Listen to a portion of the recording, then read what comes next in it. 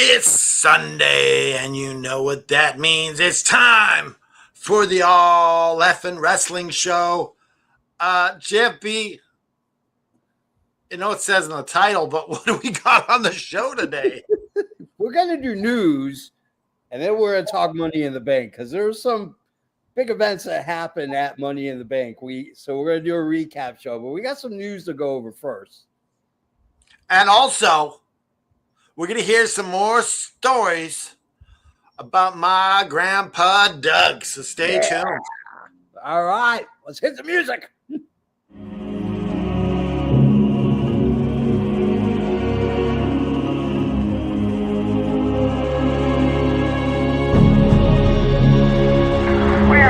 clear for takeoff. That's all systems go. Move that AFW logo up. Stat. You're watching the AFW Network. Welcome to this week's edition of the All Effin' Wrestling Show. I'm your master of ceremonies. I'm spewing out that auditory orgasm that you've been clamoring for all week. I'm the almighty JFB, James from Boston. And I am your Canadian hero. I am your patron saint of professional wrestling. I am that gingered up, bubbly son of a bitch. I'm Canada F and Dry. And once again, I'm going to take a selfie.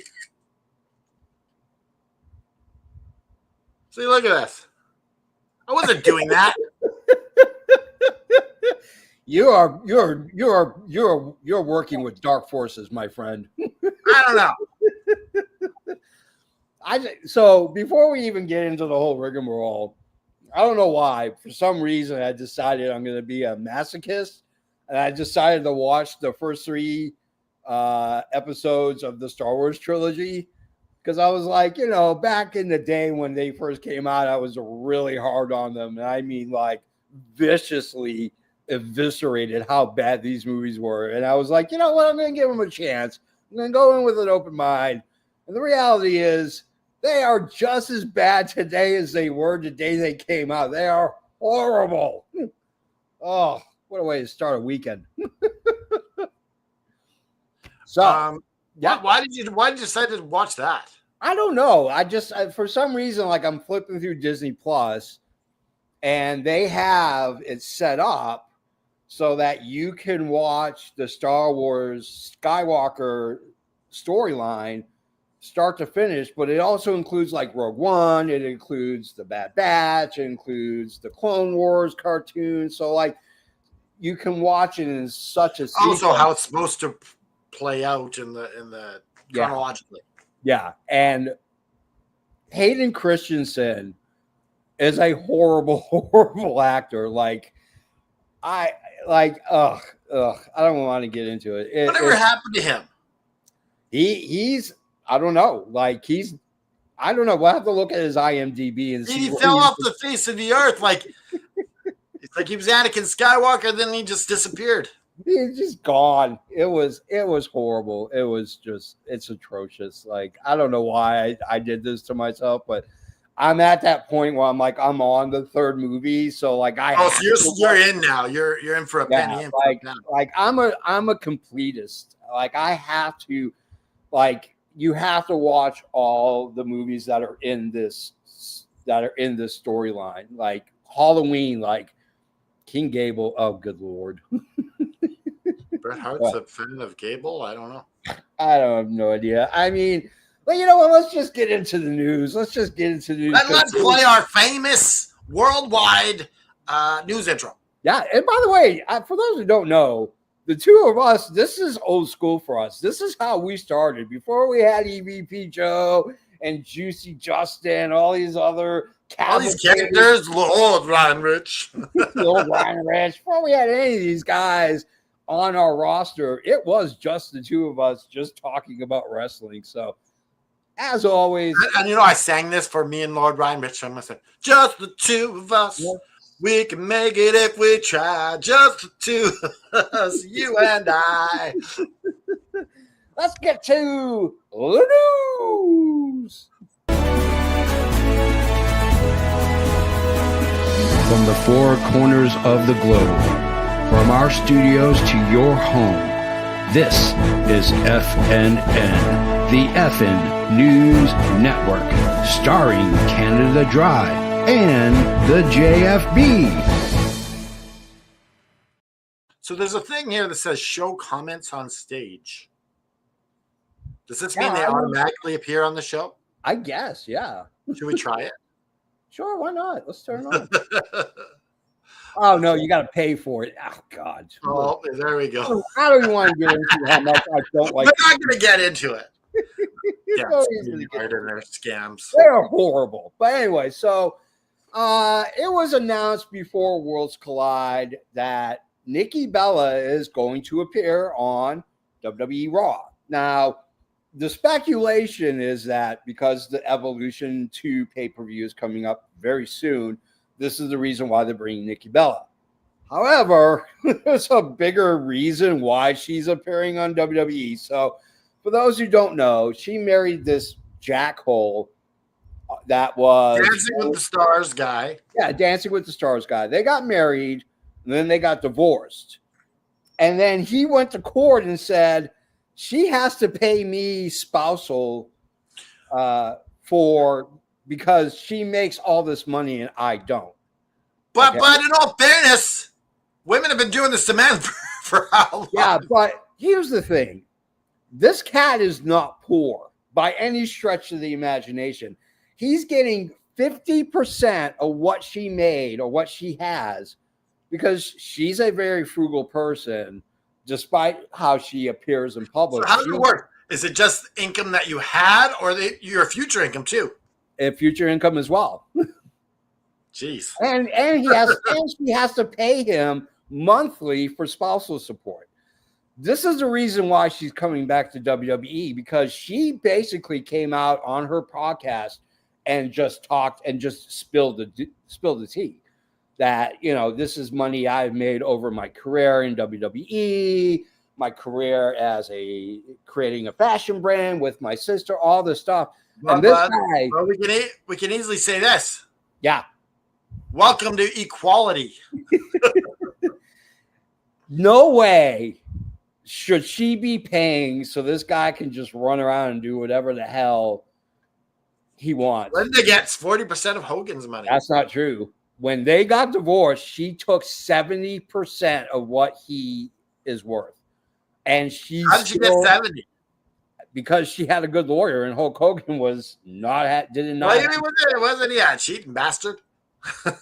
She got a good lawyer. I mean, realistically, in all honesty, like I have a good friend who was a divorce attorney before he became a lobster fisherman, and he would tell people all the time that, especially if you're in a high profile or there's like quite a bit of money, like millions of dollars that are at risk, that you go to town and you go to every big divorce attorney and you pay them a retainer so that your spouse can't get that attorney. I hear your Boston accent trying to escape there. So Nikki Bella's coming back. You know what? Hey, listen, I don't know if she's going to wrestle. I don't know if it's just a one-off or. Well, she was a big thing in that first Evolution. She was huge. She was huge. Who do we see her going against? I honestly don't know. Maybe Becky Lynch, maybe Alexa Bliss. I mean, you could team her with anybody. What's shocking is Bayley hasn't appeared since her WrestleMania match that was thrown away or whatever. I mean, in all honesty, I don't think she's going to be around for much longer. I mean, the speculation has been that her contract is coming to a close. She is dating someone from AEW. Oh, who's she dating? I don't know. I tried to find it and I couldn't find it, but she's dating someone that's connected to AEW. So, is it Mercedes Moné? No. So, when you go into these WWE PLEs at the end during the post show or the scrum or whatever you want to call it, they just start vomiting all the stuff that's coming up, including the next location for WrestleMania 42. And if you haven't guessed where it is, It's LV Las Vegas. That's right. They are going back to Las Vegas for WrestleMania 42. And we've talked about this extensively. This is bullshit. It's absolute bullshit. I mean, if you're gonna bring it to a city, bring it to a city that allows other people, because Las Vegas is not cheap by any stretch of the imagination. When me and Jess went to Las Vegas last year, But here's the thing, JP. yeah, This is about money, and we always talk about it is. It's a it's business. about the most money that TKO can make off of WrestleMania. Yeah, and they're going to do it because I'm telling you right now, it's ridiculous. I've looked up the economics of WrestleMania, and since their purchase of TKO, they have increased their sale. They have increased their prices on everything from 10 to 12 times what it was worth 2 years ago or 3 years ago, whenever TKO bought out WWE. Like, it's insane. Like, they are just jacking up prices. Now, I don't know how much stock you put into Dave Meltzer, but Dave Meltzer is saying that most likely WWE is looking at having advertising on the gear. I don't see why not. Now, like, if you did it kind of like professional sports and just have a little logo on it, that's not bad. Yeah.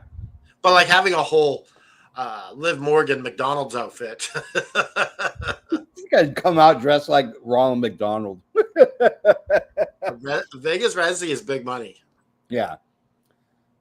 I mean, it is. I mean, either you just commit to doing Las Vegas for WrestleMania and not worry about going around the earth or around the world to different, because London, Shah Khan, who is the mayor of London, has explicitly expressed that they want WrestleMania at Wembley. And it would be huge, you know, because there's a large contingent of Europeans who fly all the way over to the United States for WrestleMania. When I went to WrestleMania, I met people from Germany, from Ireland, Scotland, I mean, like everywhere. And that was really cool. But Las Vegas is not the easiest place to get into. Where was it? Where was it supposed to go? New Orleans? Is that where it was supposed to It go? was supposed to be New Orleans, yeah. New Orleans is like a bumping city too, right? Oh yeah. Yeah, absolutely. So at this point, TKO, basically Ari Emanuel needs to just shit or get off the pot. Either make Las Vegas the official location of WrestleMania from here on out, or start doing something about it. Like, start giving it to other locations. So, you know, because like, it's funny. So I live in Nashville, and the Tennessee Titans are building a brand new arena, a brand new stadium. It's going to be state of the art. It's going to be absolutely beautiful, but it's like $2.5 to $3.5 billion is the cost of the stadium. And they named two reasons why they were building a new stadium. They wanted to attract bigger attractions. One of them was a Super Bowl. The other one was WrestleMania. They said specifically they want to get WrestleMania by 2027. It's not going to happen. This is not going to happen. You build a stadium for that much money for a one WrestleMania show. Exactly. And it's not worth it. Not worth it. I could get it if the Titans were good, but they're not. The Tennessee Titans are one of the worst NFL teams right now, period. It's just a fact. I mean, they can't win. They can't lose to win. So let me ask you this, JFB. What exactly is a Titan? I have no idea. What is a Titan? I mean, if you go by Titan, which is the Latin, it means unsinkable. They're not. Wasn't there a ship called the Titan? That's it was. So they named it unsinkable, and then it sunk. Yeah, if you really want, it's really funny. There was a guy who wrote a book called Titan, and it was about this unsinkable ship named Titan. He wrote it 18 years. And here's the thing. In the book, the ship strikes an iceberg on the aft side and sinks. 18 years later, the Titanic hits an iceberg on the aft of the ship and sinks. This guy's a time traveler. Yeah, so the it's like the Titan and then an ick on the end. Exactly. So the Miz came out today, or not today, but a couple of days ago, and quell the rumors that he's leaving WWE. He is in fact not leaving WWE. He is in fact staying. He told people to just get off social media and stop reading the trash sites that are saying that he's going to be. There was room on the door. It's true. It's true. It is. Yes. Like I can't be sharing the door with you. I'm sorry. So Miz is not leaving WWE. That's essentially what his 14-minute Instagram post video was about. He's not leaving WWE. He said that when the rumor and the story came out that he removed all remote connections to WWE on his X page, that he got floored with text messages from friends and family asking him if he's leaving WWE. And he's like, no, I'm not leaving WWE. You know why that's coming out? Because when R-Truth contract wasn't renewed. Yeah. The pretty much people thought like, well, if R-Truth's not safe, no one's safe. Yeah. It's a business. Yeah. And you have to look at it as, is this guy worth the amount of money that we're paying him? Because that's the reason why Braun Strowman got released. He had an incredibly huge contract, and WWE didn't feel that. And nobody was yelling, "We want Braun! We want Braun!" Strowman. No, didn't happen. So Shane O'Mac came out and talked about a few things on a podcast as well, including whether or not he's going to jump onto a company with his dad, because that's the expectation, is Vince is starting in a wrestling promotion, and if he was ever going to work with AEW. And he did acknowledge that, in fact, he did have a meeting with the EVPs and with Tony Khan about AEW, and he said that it was a very short meeting, and it resulted in him saying he wishes them the best going forward. And he thinks that what they're doing is really cool, but in no way, shape, or form is he going to go to AEW, because. And then he said, "But you never know what could happen." That is true. Because leaving the doors open each time. Yeah. Like, he also said that about Vince as well, his dad. You never know. Because the rumor around the mill is Vince is going to get Saudi backing and he's going to buy back WWE from TKO. It's not going to happen. I know people who know Ari Emanuel very well, and this man's not going to let go of a golden egg like WWE. It's just not going to happen. Vince can go ahead and offer billions and billions of dollars. They're not going to sell to Vince. So, and provided that, of course, he's not in prison in the foreseeable future now that John Laurinaitis is turning state's witness. Shane McMahon basically talked about AEW, about his father. Speaking of Vince dumped another $250 million in TKO stock. So this guy is gearing up. He's padding the coffers right now as we speak, because I think in all reality he is going to try to start another promotion with 14 and I, or whatever, the 14th Street and I, or whatever they're called. $250 million worth of TKO stock. So this guy's got money. This guy's got bank right now. Cash Wheeler's in the news. Cash Wheeler's DUI is now gone. It's expunged. Florida has taken it off the books. He is no longer a criminal in the eyes of the state of Florida and the United States. So good for good old Cash. Yeah, good for Cash Wheeler. Another announcement was made at the post-media scrum for Money in the Bank, and as King and Queen of the Ring will be on June 28th will be in Saudi Arabia. So the finals for King and Queen of the Ring will be in Saudi Arabia on It wasn't usually in the summer, was it before? No, it's always been in the fall. Yeah. It kind of almost it almost came, it usually came before Survivor Series. Yeah. So, yeah. The Inspirations are back. They came back to TNA. Who? The Inspirations, the Iconics. Oh, okay. Inspirations. What a horrible name. Yeah. We also got news on who the new creative people are for the brand new version of AAA that we're going to start seeing a lot of because they invested a lot of money into it. So the official creative team is Jeremy Borash, Conan, not Conan the Librarian, but Conan, the professional wrestler, and Moody Jack Melendez. Well, I've never heard of this guy, so I have no idea who this guy is. It must be good if we never heard of him. Yeah, but Jeremy Borash, I mean, again, this is another Vince lackey that somehow survived the Vince McMahon to TKO transition. He's a good of those good hiders. Yeah. When everything's going down, he's like found a good hiding spot. He found his cubicle. He just kind of slid under the table. That's where he takes his naps, and that's where he's been hanging out since this announcement. So a lot of questions have been asked why AEW and Warner Brothers Discovery decided to do a 4-hour Dynamite, which really isn't 4 hours. It's 2 hours of Dynamite and then 2 hours of Collision back to back.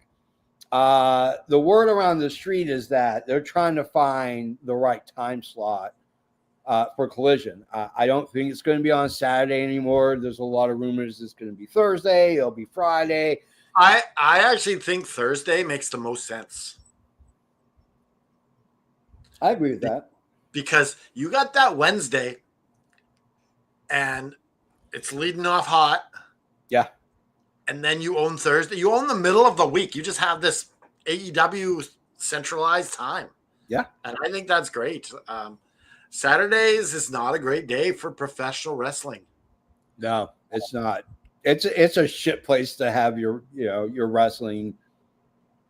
Mind you, it's good for going to a show. Going to a wrestling show on a Saturday because you don't go work the next day. But for TV viewing, it's not great. No, because you're going to go out and you're going to do stuff. You're going to go out to dinner. You're going to go hang out with friends. You're going to go. You're like, here I am sitting at home with this half warmed up ravioli. Yeah. And I'm sitting there watching Collision on a Saturday night. Exactly. So, Mariah May's in the news. She is officially in WWE. She made her appearance at NXT. We don't know what her name is yet. We don't, because that's the news. They are changing her name. Now, what's really interesting is that she signed with Paradigm to be her Hollywood representative, which is not Endeavor. So I like this. Mariah Monroe. That would be cool. So Endeavor, for those who don't know, Endeavor used to be called William Morris.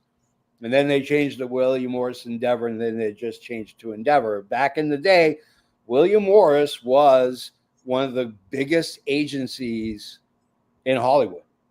Every writer, most of your big name writers, directors, actors, actresses, studio people, all were represented by William Morris and William Morris Endeavor. Paradigm is not part of William Morris or William Morris Endeavor. They are they are their competition. And Mariah May, who now works for Endeavor, is now being represented by a different agency. She's being represented by Paradigm, which I find quite humorous that Endeavor couldn't sign her to a contract to be their agent, to be her agent. So, oh man. Let's talk about Goldberg.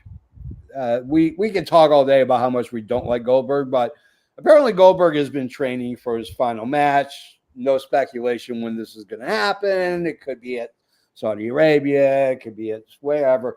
He actually has been hurt. He's not getting the training in. He's actually been physically hurt. I'm assuming that someone gave him a super kick to the head, and he might. Canada Dry is admitting it right now. Yeah, Goldberg is Come on, Brett. You could have said karma. Yeah, karma.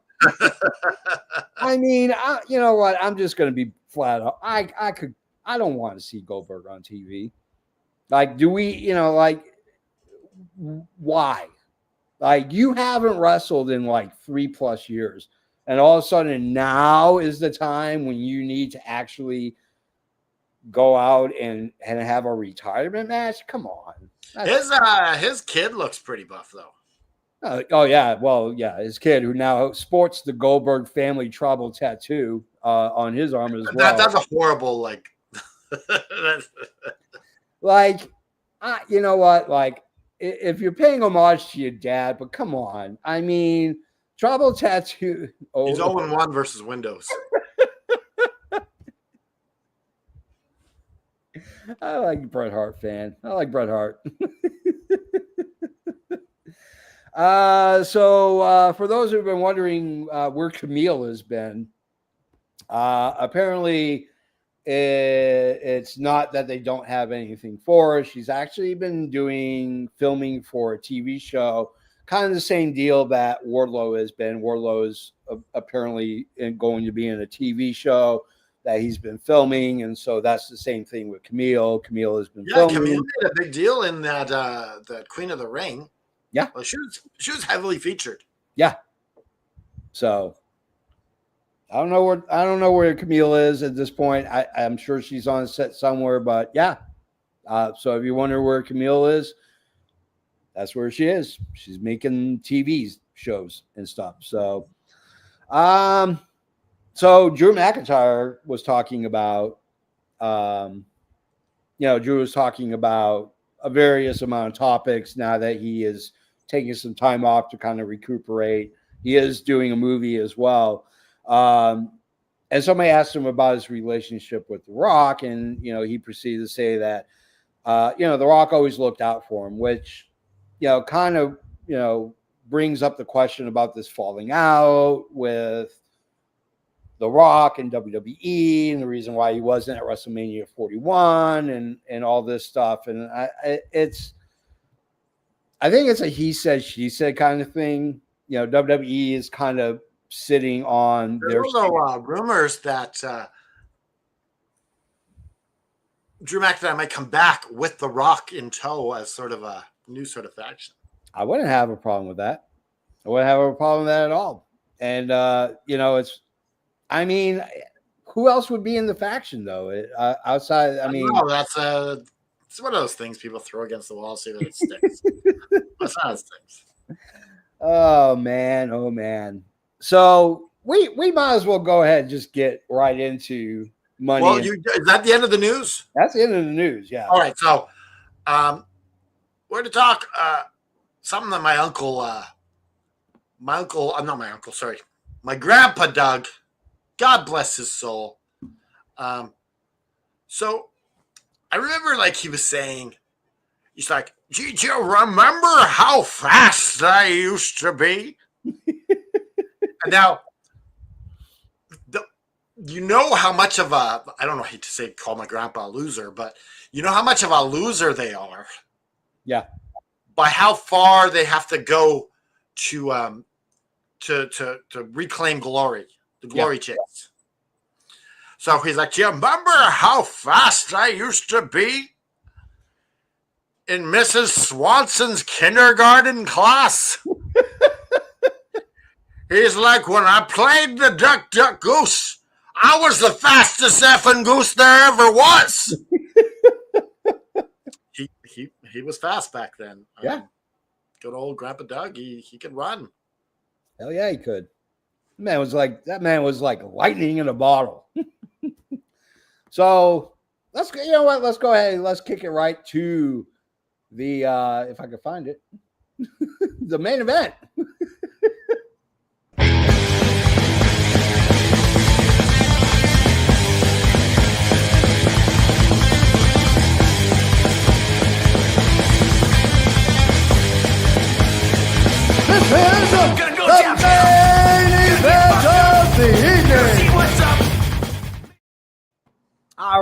last night was Money in the Bank. We had a lot of big surprises, a lot of big spots, a lot of great action going on. So we'll go in match order. Okay, so like we do for our things, we're gonna give each match a grade. Yeah. Yeah. And then at the end we're gonna give it a rating, overall rating. Give our favorite match and whatnot. So let's go to the first match. We got the women's Money in the Bank. That's what opens the show. It was Alexa Bliss. It was Roxanne Perez, Rhea Ripley, Julia, Naomi, and Stephanie Vacour. Mind you, Stephanie Vacour, by the way, wrestled 3 big matches in less than 24 hours. Yeah. SmackDown, Worlds Collide, and then Money in the Bank, where she was in the Money in the Bank. They love Stephanie Vacour. Oh, yeah. They're high on her. They're pushing this woman to the moon. Yeah. So when it's all said and done and the dust settles, we do have a women's Money in the Bank winner. It is Naomi, and she is your Money in the Bank. So she can cash in at any time for a chance at the championship, whenever. So, Ken and John, your thoughts on the women's Money in the Bank match? I thought this was a really good way to start the show. Yeah. It was highly entertaining. Yeah. All those ladders slammed, like Stephanie Vacour with her special ass move. Who was she slamming there? Was that I mean, she did quite a few people, but I think she did on the ladder. Yeah. Anyways, yeah. I like Naomi winning. Yeah. Because she's really being put in her time, and unfortunately, I feel like this is the way to get Jade the championship. I mean, my issue with the women's Money in the Bank was, like, you had Julia, who was almost not used. Like, she was just kind of a person just to throw in. I mean, like, I don't remember any huge memorable spots or any kind of momentum that she got. You know, like Stephanie Vacour was very much like highlighted in that match. Yeah. Roxanne looked amazing. Rhea Ripley looked amazing. I mean, she took that bump up the ladder, almost face first. You know, Stephanie Vacour looked amazing. Alexa Bliss looked really good. I would say, like, of everyone, Julia and Bliss were the least featured. Yeah, absolutely. Yeah. And I mean, you know, we all predicted that Rhea Ripley was going to win. Obviously, we were completely wrong. It was Naomi. Actually, Naomi wasn't very much featured in this match. No, she wasn't. No. All of a sudden, she just comes out of nowhere and wins the thing. And it's interesting because you're right. At some point, they're going to have to put the belt on either Bianca Belair or Jade Cargill so that Naomi can chase, because that's the storyline she's involved. Like, you can't just like redirect her into a different direction because she won Money in the Bank. You know, it doesn't make sense. And especially with her being on, she's on SmackDown. So she can cash in on either champion. Oh, really? Yeah. Okay. Well, this is going to be interesting. I'm interested to see where they go with this, because I like that 3-way storyline that they have with Jade and Bianca and now with Naomi. So it's going to be interesting to see how they kind of mix that up. You know, because I think the obvious solution would be, you know, Bianca or Jade gets the belt at SummerSlam, and then you go into the run. Well, I feel like you're going to have a bit of a Naomi run with this belt before Jade takes it off, or Jade or or the other girl. Yeah. So it's going to be interesting. It was a great match. I mean, this wasn't a match that, again, I wasn't really looking forward to. I was kind of curious why it was going to open, but it was a great way to open it. I mean, the fans that were at the arena were into it. I mean, they were really, really into it, which was funny. Who would you say that Naomi's going to cash in on? I don't know. I really don't. I don't think even WWE knows what they're going to do with it yet. I think they kind of just want to get the briefcase on Io Sky. Possibly. I think that makes more sense to me to cash in on Io Sky. Yeah. Than Tiffany. Yeah. It's going to, because I think ultimately what's going to happen is Rhea Ripley is going to probably win Queen of the Ring and go after Tiffany Stratton for her belt. Like, I have a feeling based off of what happened. Right, because the Queen also gets a title shot. Yeah. Which is cool. Yeah, on their respective brand, which I think is really cool. What would you give this as a grade? Because I got Bleacher Report pulled up, so I can tell you exactly what Bleacher Report. I would give this. I would give this a B. Give it a B. All right. Yeah. I'm going to give it an A minus. I thought it was.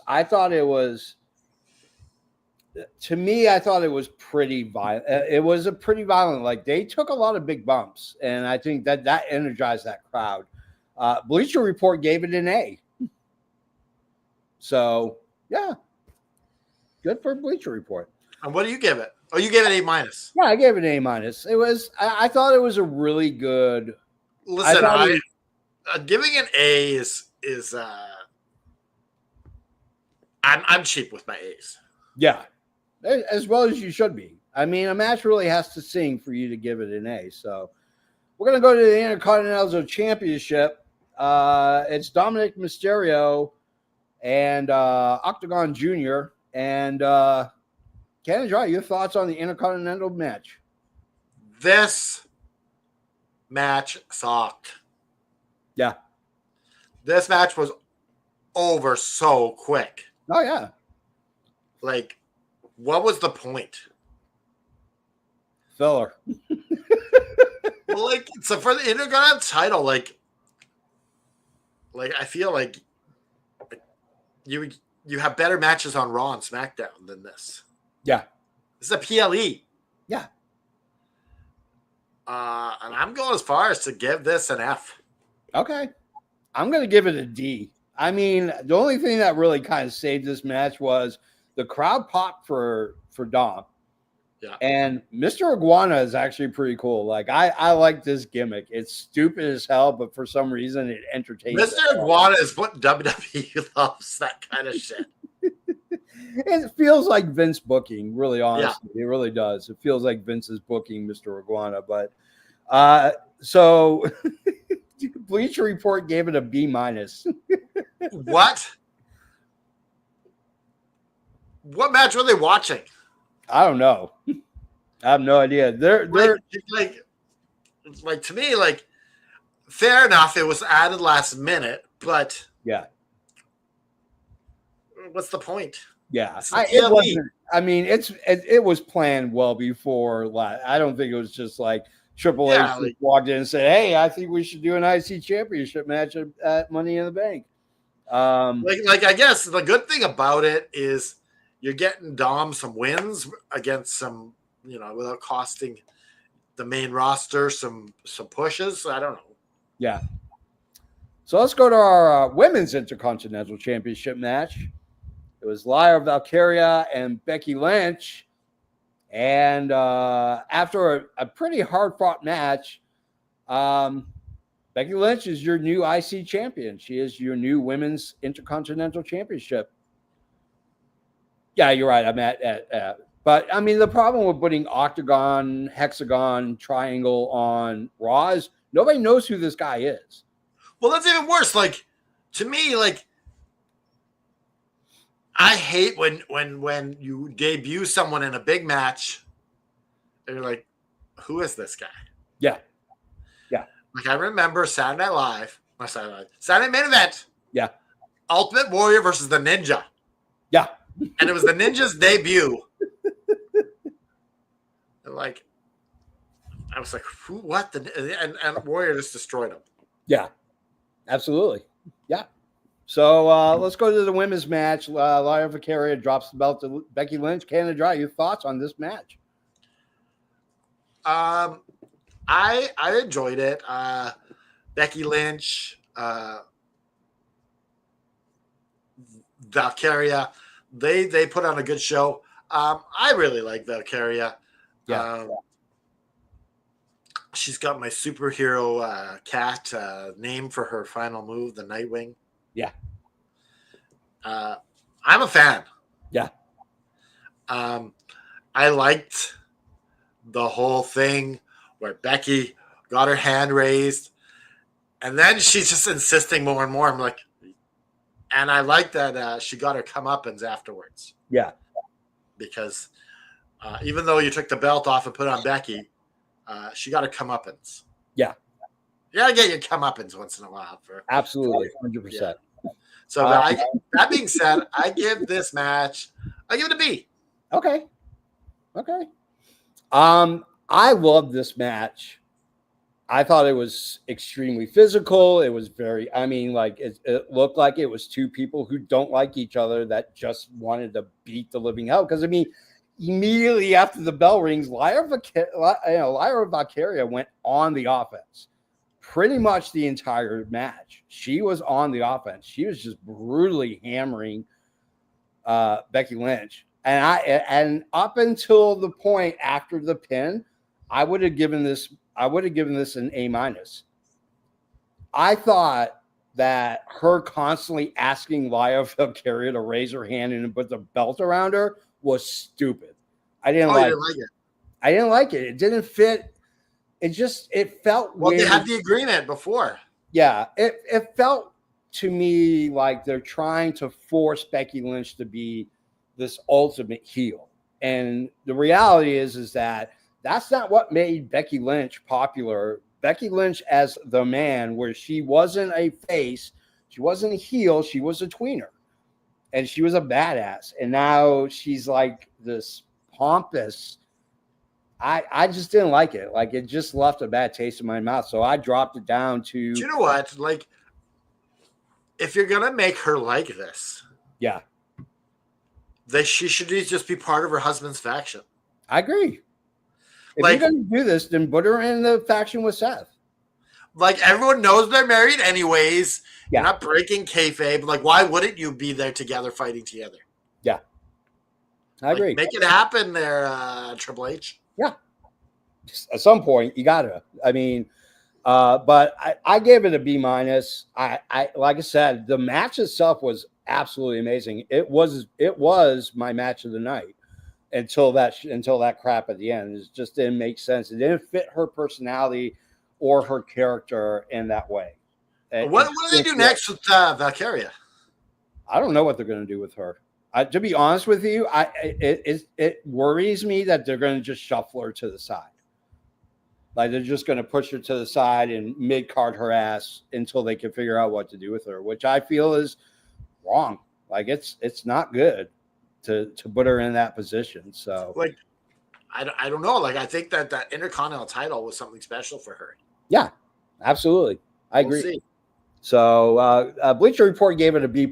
I gave it a B-. I just didn't, like I said, up until that point, this was my match of the night. So let's go to our next match. Oh boy. We're going to go to the men's Money in the Bank, which is Solo Sikoa, LA Knight, Penta, Rollins, Andrade, and Grande Americano. Canada Dry. I gotta go grab my tissue. Go ahead. I'm a wax poetic on this shit. Poetic, damn it. So we got these guys. They're kicking ass all over the place. You think maybe LA Knight's gonna win it? They tease that a little bit, and then you think maybe Solo is going to win it because you get the badass werewolf, and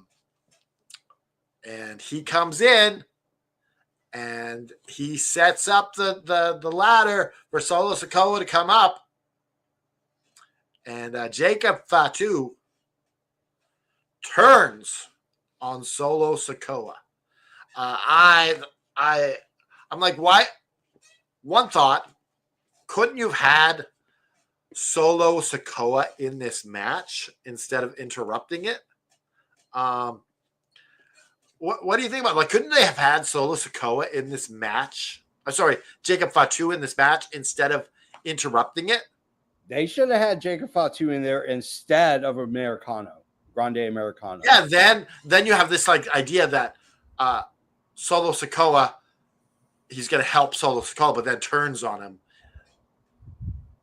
But I guess then you lack the story of why he didn't get the briefcase. Yeah. So, yeah. I really enjoyed this match.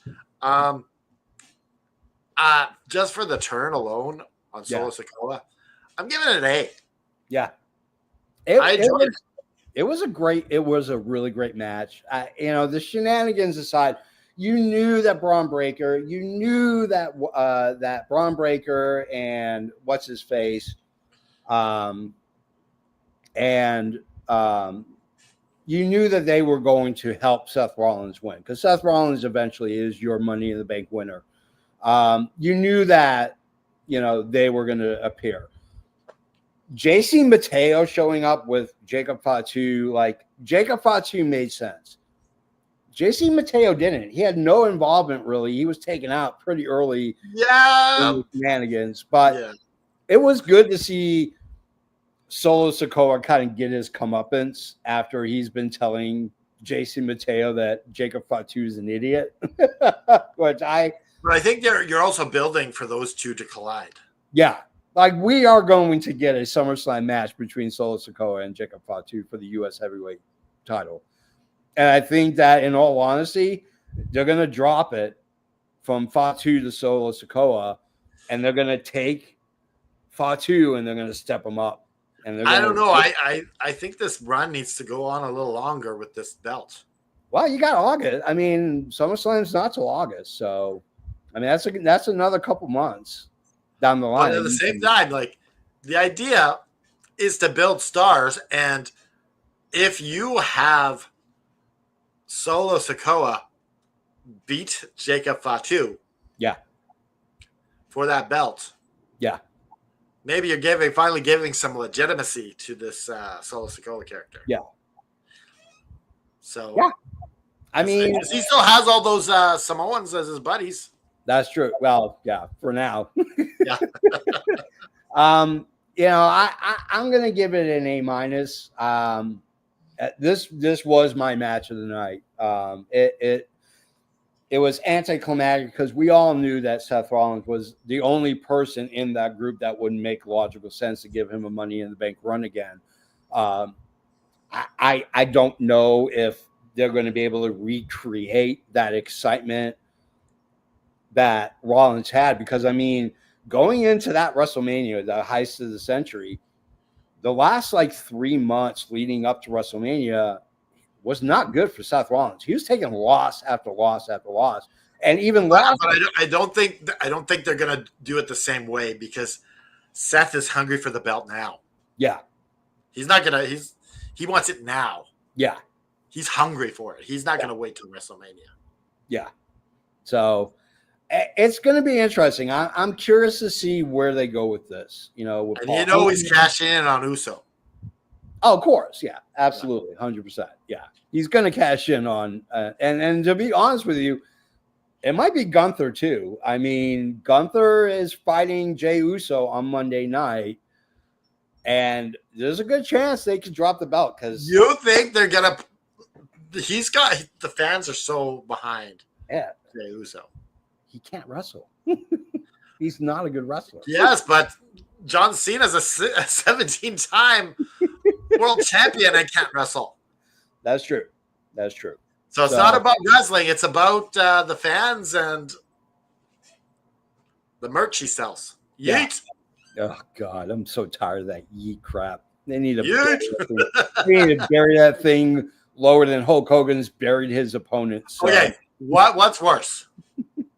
The yeet? Yeah. Or the yeah? Oh, it's the yeet. It's just I just maybe we're just old. I mean, we'll get to it eventually. We will get to the main event, but I felt like it was a competition to see whose entrance was going to be longer, Cody Rhodes or Jey Uso. Like, it felt like it took 10 minutes for Jey Uso to get to the ring. Okay, so funny thing. Yeah. I was able to fry 2 hamburgers. Okay. Frozen from the end of that Money in the Bank match. Yeah. Until the start of that tag team main event. I cooked the whole burgers from frozen. I called Domino's at the end of Money in the Bank. And by the time it got here, Jey Uso finally got into the ring, and it was like 25 minutes. Like, it was because there's also that story to. Oh yeah, and you needed to clean up the ring a bit from the carnage that was there. Yes. So I gave it an A-. Bleacher Report gave it an A- as well. So let's jump into. That was the highest match I gave it of the night. There we go. So I'm gonna get on a soapbox for a second. So here's the deal. You have a PLE that's called Money in the Bank. You would figure that the main event would be the men's Money in the Bank. Yeah. Just makes kind of sense. It's like you don't have, like I'm going to have Survivor Series War Games, but that's not going to be the main event. It's going to be something else. Like, it doesn't make sense at all. Like, if you're going to have a PLE specifically called Money in the Bank and it's the gimmick match, you figure that would be your main event, whether it's the women or the men. Listen, Jippy, the future of wrestling depended on Cody Rhodes and Jey Uso winning that. The future, that's what they said. The future of wrestling is in the fate of Cody Rhodes and Jey Uso. Like, how? This is just a loss. It doesn't make sense. It's all that Looney Tunes that's going on in WWE. Just blind hype. So our main event is Cody Rhodes teaming with Jey Uso versus John Cena. Dean Ambrose won Money in the Bank early in the pay-per-view, only to cash later. I mean, me personally, I think the cash in on that same night is stupid. Because I do like the tease, though. I do like the tease. I do. And I think like Damian Priest, when he was Money in the Bank, the tease of him cashing in on Drew McIntyre consistently for like a good 4 or 5 months was entertaining, because you're like, oh, he's going to cash in. Oh, he's not going to cash in because something is going to happen down the line. So I don't like to cash in like on the same night. It doesn't make sense. It just doesn't flow. I don't know why. It just doesn't connect. Like, you spend 20 minutes, 30 minutes. I mean, you're right. It was. Shane's bringing up some very good points, but Shane's shooting some holes in your theory here. Thanks, Shane. You can shoot holes. This ain't Swiss cheese, Joe. This is a block cutter, okay? That's all I'm saying. So let's get to our main event. It's Cody Rhodes, Jey Uso taking on John Cena and Logan Paul. Canada Dry, you go first. There were some interesting moments. We had a botch of the buckshot lariat. Yeah. By Logan Paul. Yep.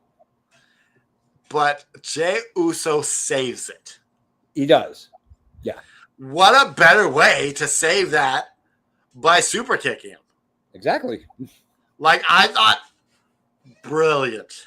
Yeah. You screw up the move, you get super kicked. Yeah. Logan Paul also did this amazing backflip into the table. Mm-hmm. That would, I gotta say, you can say what you want about Logan Paul, but he's athletic as fuck. Oh yeah. He can do things like that guys like Ricochet and some of these guys have been, training their whole careers to do. So like he screwed up the buckshot lariat isn't easy. No, it's not. Like CM Punk screwed it up too. Yeah. But I enjoyed this. I like the little dissension there between Cena and Paul. And you had the belt. You think Cena's gonna win, and R-Truth comes in. Yeah. Well, he's not R-Truth anymore. He's Ron Killings. Yes, he's Ron Killings. Yeah. So we I guess we'll talk about R-Truth after, right? Yeah, we can talk about R-Truth after. Yeah. So yeah, I give this match a B+. Yeah. There was nothing on the line, so I think they could have made something a stipulation or something. Yeah. Like to me, there's nothing on the line. Yeah. But I'll give it a B+. Yeah. I think what you're seeing is they're pre-booking SummerSlam. I think at SummerSlam, we eventually are going to see Logan Paul versus Jey Uso, and we're going to see John Cena versus Cody Rhodes at SummerSlam, because that's your next big. That's one of your big fours. That's your next big four pay-per-view. PLE. Yeah, I missed the Logan Paul coming out with the drone because my hamburgers were frying. Yeah, it was really cool. I thought what they did with the drone, but what was even better was the top rope suplex that Cody Rhodes gave to Logan Paul while he was holding the drone. And so you had this unique shot of him taking a pretty big bump.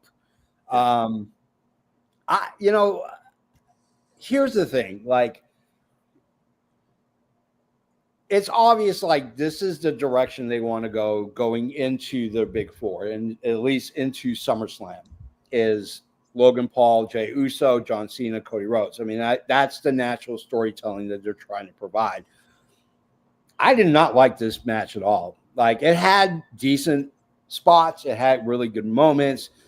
It started horrible. It started slow as shit, and it just picked up near the end. It picked up because you had Logan Paul. This kid is a freak. Regardless of who he is personality-wise or who he is as a person, that guy is, you're right, he is athletic as fuck. Like, what this kid is able to do with really not a lot of true professional wrestling training is amazing.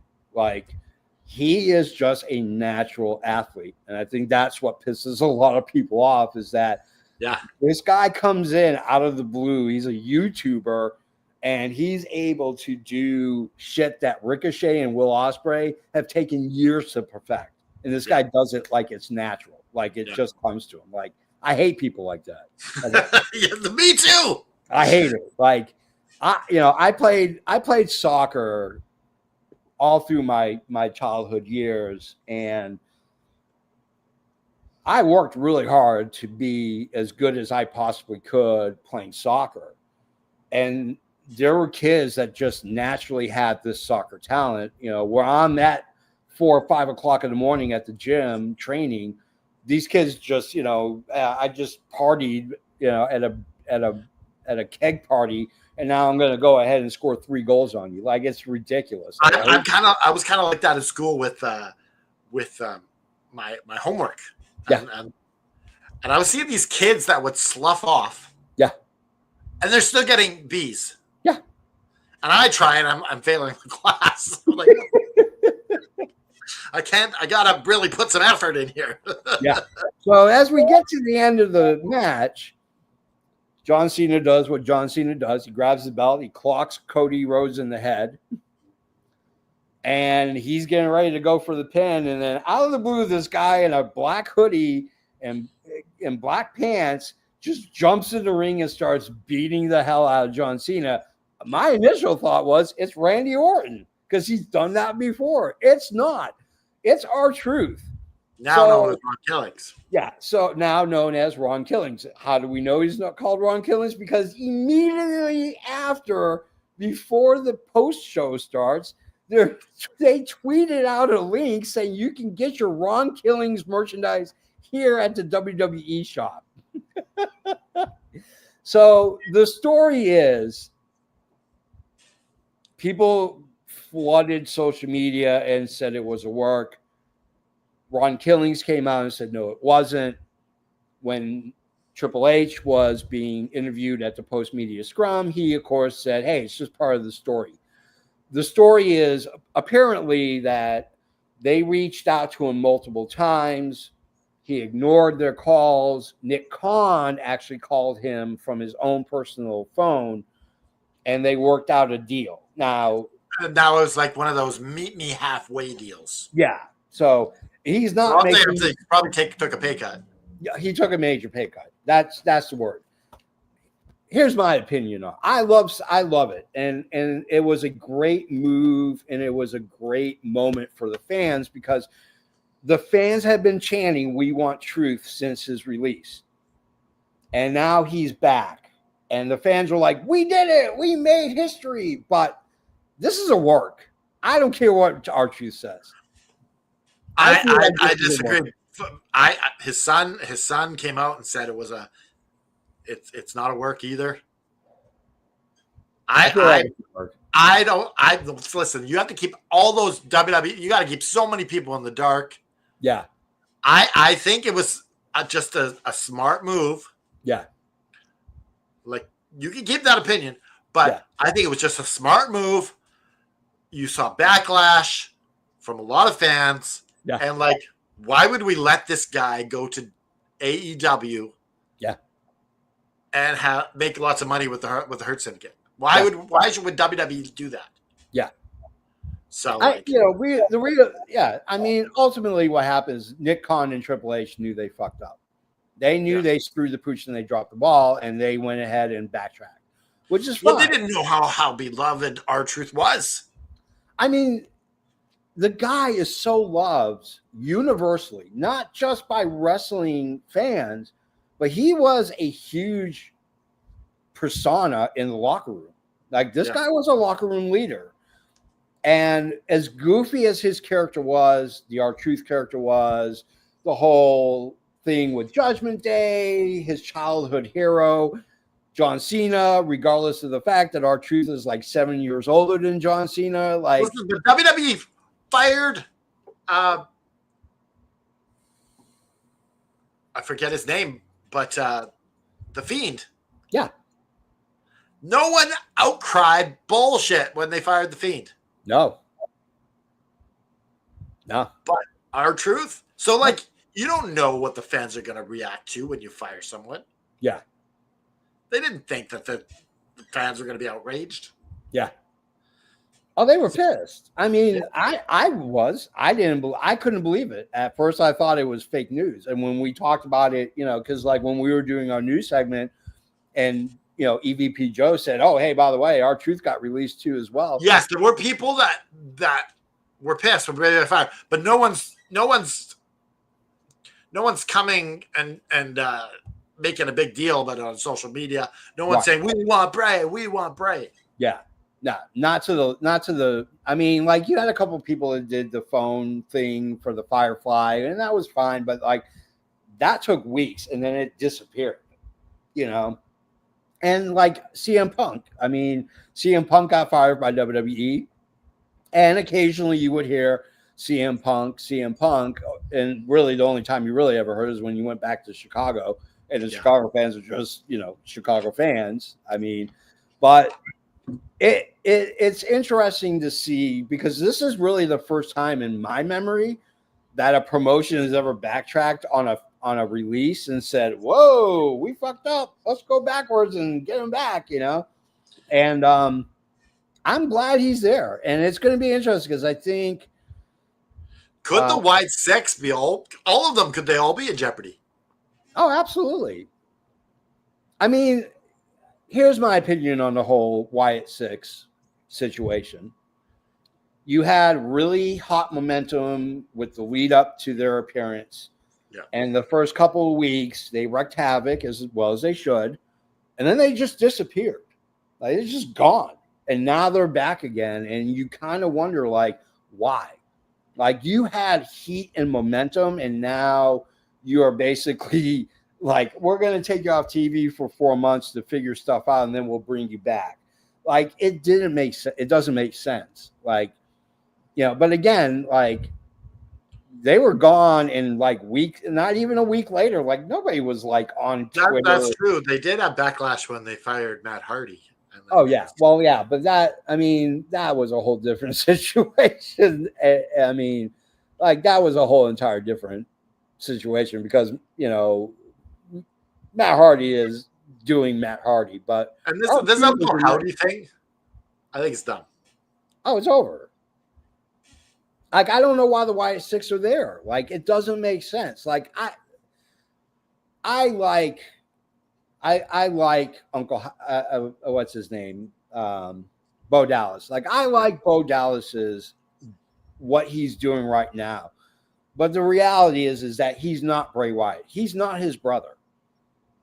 Like he's the true version. Just like forget the Uncle Howdy. Be the best Bo Dallas you can be. Yeah, and that's because Bo Dallas is a great actor. Yeah. Well, Dallas is really good. But I think he's talented on the mic too. He can. Oh, he is. But he's not Bray, and that's the problem. Is that they're trying to make him feel like Bray Wyatt, and it doesn't feel the same. It'd be the same as Eric Rowan or trying to be like Brody, Brody Lee. Like it doesn't work. Like it just doesn't, because Brody. Same with Bray, like they were two very unique individuals and characters. And it's hard to capture that lightning in the bottle because Bray was so enigmatic that he was on a different level, like, character-wise and this and that. And I mean, shout out to Rob Fee. I know Rob, I've met him multiple times. He is the long-term story creator for WWE. And he's the one who came up with the Fiend character. Yeah. When Bray came back, he was the one who's created this whole Wyatt Six. Jeppy, those promos. Should we go to the flower shop? Let's go to the flower shop. Let's go to the flower. What's the flower shop topic for today? We're just gonna do the pay-per-view and give our favorite, our first favorite match, our second favorite match. Okay. And we'll give our rating of the show. All right, here we go. Welcome to the flower shop. Brought to you by ProWrestlingTees.com/Adrian Adonis, where you can pick up all your Adrian Adonis gear, just like this shirt you're looking at right now. All right. Canada, you go first. First favorite match, second favorite match, and your overall score. All right. Since it's the Money in the Bank, I'm gonna give it to the Money in the Bank men's match. Yeah. It was carnage. It was Calamity. Solo Sikoa getting his comeuppance from Jacob Fatu. Loved it. Yeah. And it was my favorite match tonight. My second favorite match of the night is the women's Money in the Bank. Yeah. The carnage and the Calamity, the ladders. I love it. Yeah. Like, it's entertaining. Yeah. And to me, they saved this whole pay-per-view. Because this is like the shortest pay-per-view they've done. It flew. Like I think it was under 3 hours. Like, people complain about AEWs being too long. Yeah. WWEs are too short. Yeah. Like, add a couple more matches. Yeah. Get them a little bit longer. It felt rushed. It felt really, really rushed. Like, it felt like they were just pushing shit out as fast as they could, I give this a 3.5. I give it 3.5. Okay. That's fair. That's very fair. I'm with you. To me, the men's match was my favorite match of the night, and the women's was not very far behind. Like it was razor thin close how good these matches were. Like you expect the guys to take these ladder bumps like they're going out of style. Those women put their bodies on the line, literally, I'm going to give it 3.5 as well. And the crowd, I don't know if it, like they said it was a sold out crowd, but it wasn't. It seemed like they started out like they maybe moved them partway through the show. Yeah. There's a lot of stuff going on in LA right now, and that's a big reason why a lot of people did not show up. Like the tickets were sold, and that's all that matters. But right, yeah. So, but even Ticketmaster, according to somebody on X, that up until 30 minutes before the show started, there were still tickets available. So, but yeah, there's a lot of stuff going on in LA right now. So, unfortunately, I think we got riots and all that kind of stuff. Yeah. But yeah, it felt rushed. I felt like in a blink of an eye, the PLE was over. Like there was no time for anything to simmer and to kind of organically grow and become bigger than what it was. But those Money in the Bank matches were because like the way WWE used to do pay-per-views, they were epic. Oh yeah. But you were also spending quite a bit of cash on them. Yeah, you were spending $60 at least for a pay-per-view. But the way I look at it, WWE has all the money already, so keep putting on a good show and like give us our Netflix money for it. Like, yeah. We still pay $9 a month for it. Yeah, I mean, Bret Hart actually brings up a very valid point. It did feel like an in your house, where it was like a 2-hour pay-per-view that you could. Well, some of those in your houses were really good, like Stadium Stampede. Yeah. Oh, they were amazing. They were great, but they were built around the fact that they couldn't afford to go to bigger arenas. You know, they were financially in a bad position. So making these pay-per-views $29.99 and putting them on for about 2.5 hours made sense. It just made more sense financially. But like you're beyond that, you know, like, you know, put in a good 3.5 hour pay-per-view. You know, because you're still paying for Peacock. I mean, it's not $50, but you know, you're still paying for Peacock. Give us a show, like, you know, really, really stretch out and expand those. You watch on Peacock. I watch on Netflix. Yeah. So, but yeah, I give it 3.5 stars. It was decent, but see, that's smart. Really, now we don't have to do any math. Yeah, we don't have to do any math. Our cumulative score is 3.5. All right, guys. But it was still enjoyable. It was. And I also think the R-Truth thing got people talking. Oh, yeah. Oh, yeah. I mean, the first question out of the reporter's mouth at Triple H was, so what's going on with R-Truth? Like, you know, yeah. like that was the first question that came out of the report. I don't remember who the reporter was, like USA Today or Sports Illustrated or whatever, but like he's so hot, you could put a belt on him right now. You could. I don't see why you wouldn't. To be honest with you, give him an IC run. I'd love to see R-Truth with an IC run. That would be fantastic. Or the US title. Yeah, the US title. Like, give him something. Like, don't put the speed title on him. That's stupid. But, you know. Yeah, I want you. If you can't use the title on your main shows, it's not a legit title. Yeah, exactly. So, all right, guys, that's the end of the show, which means we got to hawk a couple things really quickly. Go down below, click all the links down below. It'll send you to all our social media. There's one special link. It's for DraftKings. So you go on there, you can go ahead and bet. You have the Stanley Cup playoffs right now. The NBA finals are going on right now. Baseball is going on. Football is not that far away, guys. Everything on the Florida Panthers. Your house, your mortgage, everything. Everything on the Florida Panthers with my link. Put it on the Rats, my friend. Put it on this. Put it on the Florida Panthers. But yeah, so go to DraftKings. Go ahead and create your account. They have a thing right now. If you spend $5 and you lose, they'll give you $250 and that you can spend on other bets, which is a really great deal right now. I mean, to be honest with you, I hate the Florida Panthers, so I am rooting for the Edmonton Oilers. I just hate the Florida Panthers. Here's the thing. I can't cheer for any other Canadian team. Yeah. Especially a rival of the Canucks. Yeah.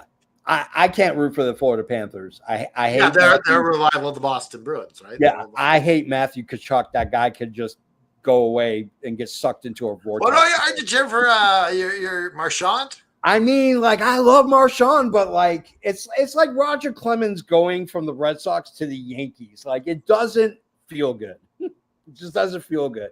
Like, if Brad Marchand went anywhere else, I have no problem.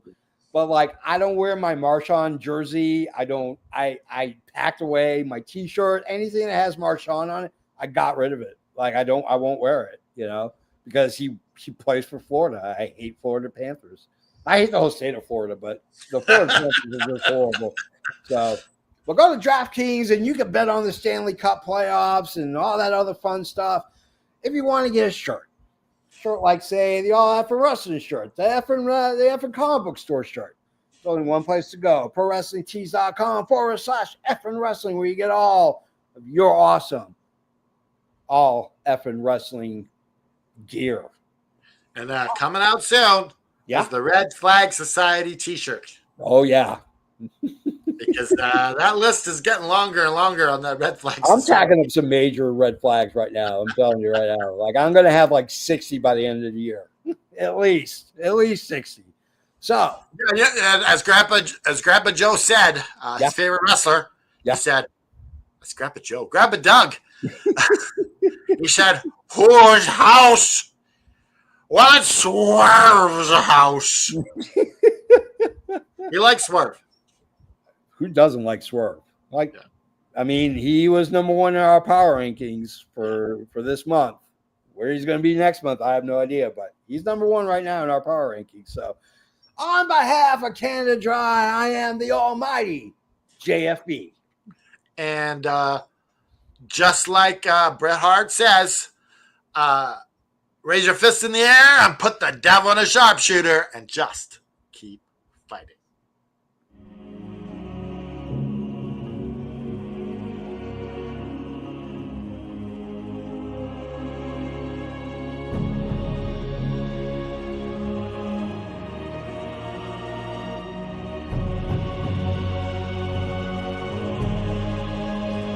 Thanks for tuning in. This has been Tony Schiavone for the All Fan Wrestling Network.